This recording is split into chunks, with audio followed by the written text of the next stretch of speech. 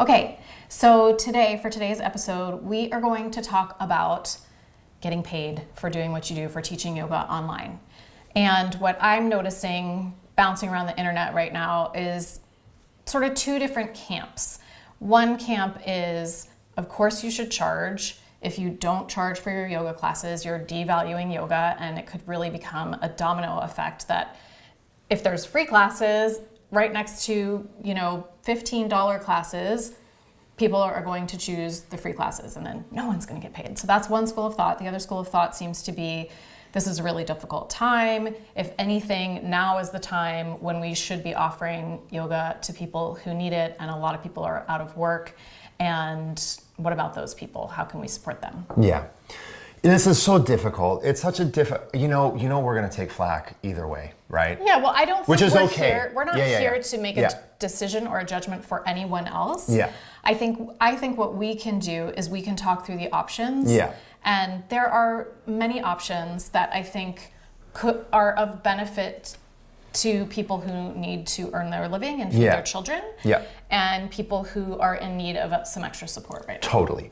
And I don't think we've ever shied away from opinions, right? But I think the biggest thing that we can actually help people with is to stop black and white thinking. Mm-hmm. Is that it's one thing or another thing. Is that it should be this way or should be that way, right? So we are in a situation where because I earn on Yoga Glow content, mm-hmm. That continues to float us mm-hmm. as a family, and that gives us the ability to also provide free content. Like this. Right, like this. So it's kind of one of these things of like, in order to give something away, you have to have enough resources on your own that you're not in survival mode, right? So I think I am not at all concerned about devaluing yoga. And the reason that I'm not concerned about it is because different people find value in different things. And so, for example, I don't want to this is not a paid sponsorship, right? But I don't want to direct people towards Yoga Glow or whatever it is specifically. But one of the things that people are paying for when they go to a paid service is the tech. It's the curation, it's the organization, it's the availability of a lot of different things, right? So we use Spotify, right? And we pay for Spotify services because it's really well organized. It's really smooth. The tech works on all sorts of different devices. So in some ways, we're not just paying for the music, we're paying for the organization and the convenience. Right. Right? I can go to YouTube. Any record that I want to listen to, I can find it on YouTube. But it's a pain, right? So kind of getting back to the yoga landscape, I'm not afraid that we are going to devalue yoga for another reason is there's already hundreds of thousands of hours of yoga that is free, that is on YouTube, and a lot of it's actually really good, right? So in some ways that ship has already sailed. To me, that's not it's not a concern of mine, right?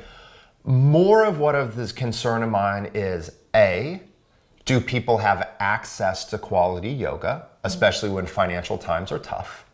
And B, are yoga teachers still able to earn a living and provide, right? So there's no part of my brain that gets wrapped into the concept of value versus devalue online. To me, that just logically, that ship that left the harbor years ago. Mm-hmm. For me, the question is, are the teachers that are teaching at the local yoga studios, are the local yoga studios themselves able to survive this storm? And so I would flip that question and say, it would be my preference that teachers can still make a living. Sure. And the only way teachers can make a living is if they have honest, direct communication, and if they price things where they can still earn. We were talking about Love Story, right? Or I think about all the studios that I work for. All the studios that I work for provide me with a livelihood. They provide me with a place to earn a paycheck. And so it's in my best interest that all of these places survive, that they stay alive. Right. Right? And so all of these places, they have such strong fixed costs. Like our mortgage didn't go away. Our food prices didn't go away. The yoga studio's mortgage isn't going away. The rent isn't going away. The utilities aren't going away.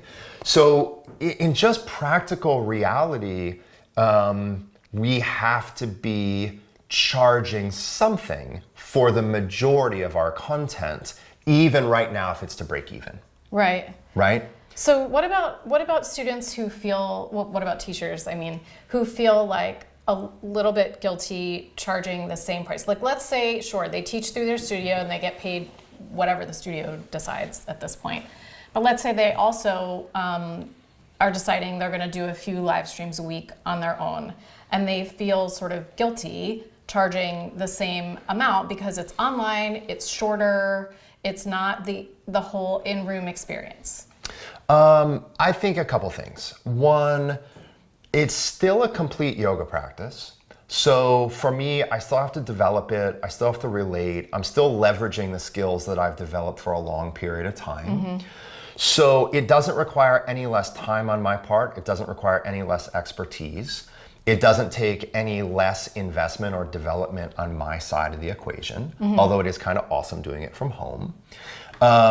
So I can see a rationale for maintaining the same price. I can also see a rationale for a slightly reduced price. So, but I don't think it's guilt. I think it's just, for me, it's just a practical issue. It's like, what can you sell the class to? What can people afford? And what is still gonna keep your lights on, you know? So slightly reducing the cost I find is pretty common, right? So let's say a drop-in class is $19. Those drop-in Zoom classes might be $15, they might be $14. So it might be 2/3 or 3/4 of the price. And I don't, for me personally, I hope that isn't to assuage guilt.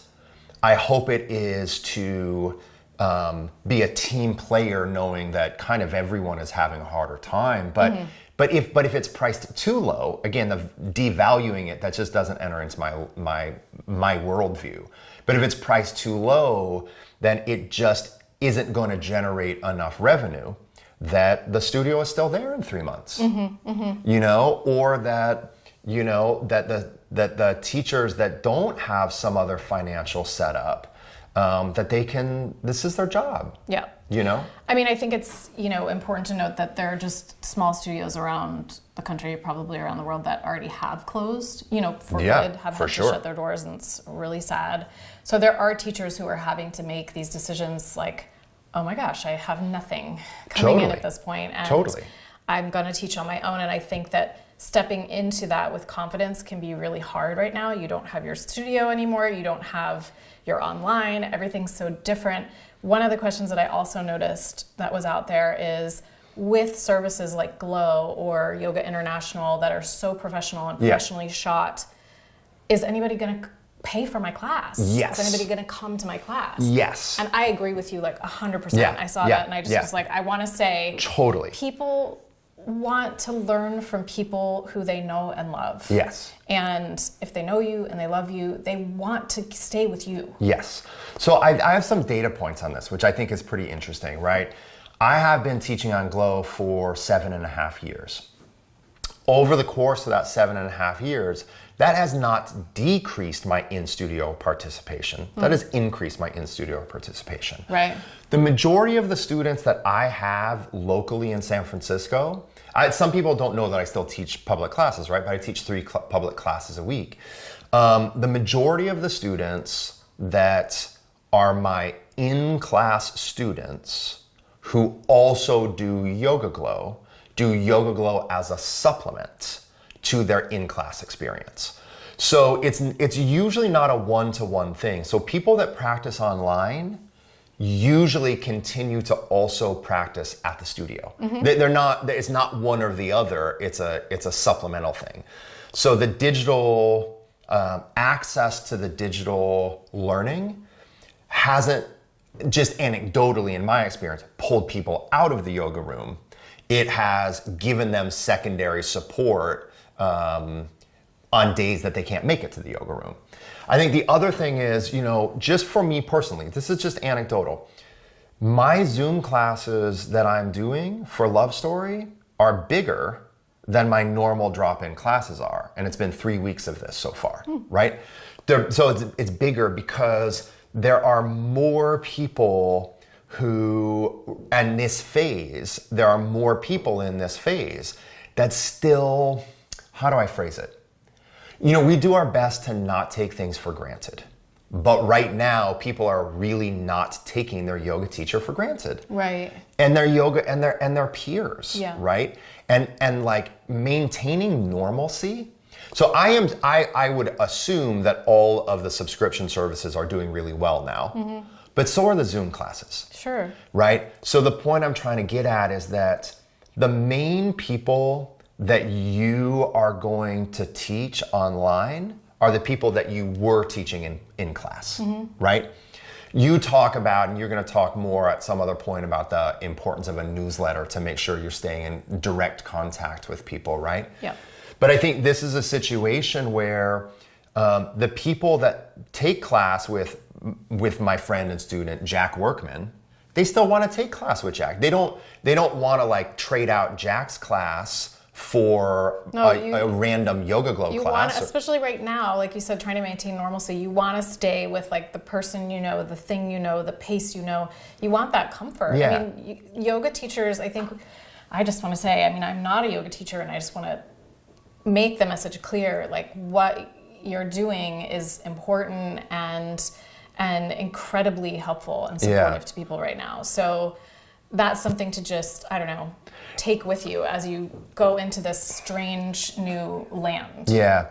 And I don't think it's, look, like you and I, we live in San Francisco. It's a super DIY liberal place, but I think local communities, people right now are seeing how important their local community is because it's been pulled away from them, right?